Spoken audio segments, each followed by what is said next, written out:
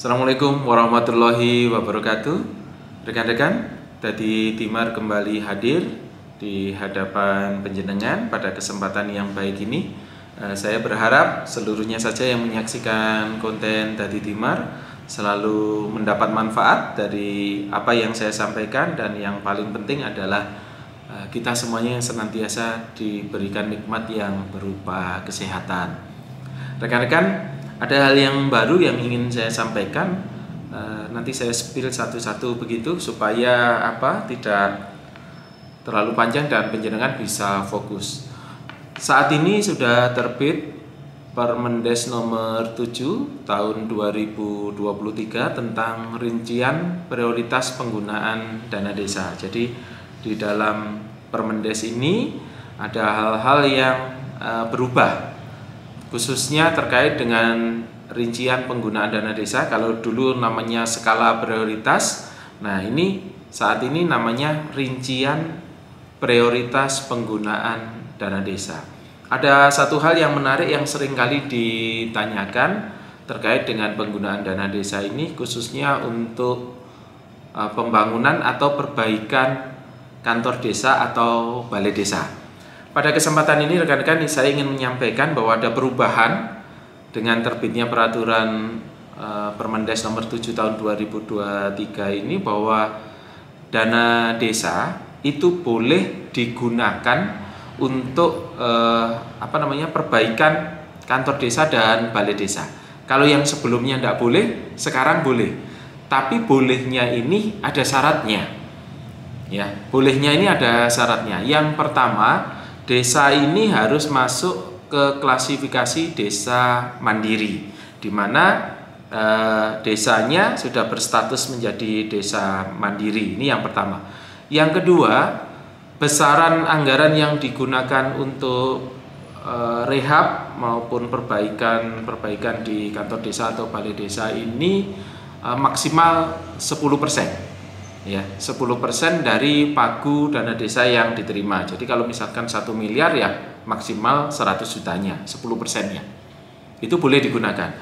Kemudian syarat yang berikutnya, setelah dia masuk desa mandiri, dia boleh menggunakan 10%-nya maksimal untuk rehab dan perbaikan kantor desa dan sarana penunjangnya. Yang berikutnya adalah diputuskan melalui Musdes.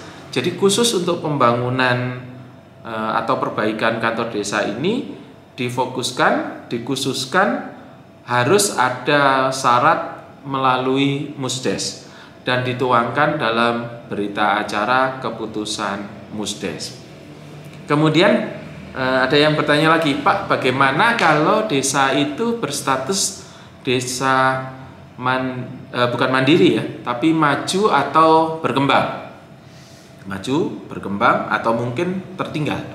Ya, mungkin tertinggal. Tapi kalau di tempat kami alhamdulillah tertinggalnya sudah tidak ada. Jadi maju, berkembang, ataupun mandiri. Nah, yang boleh itu mandiri. Lalu bagaimana untuk yang desa yang berstatus maju dan berkembang?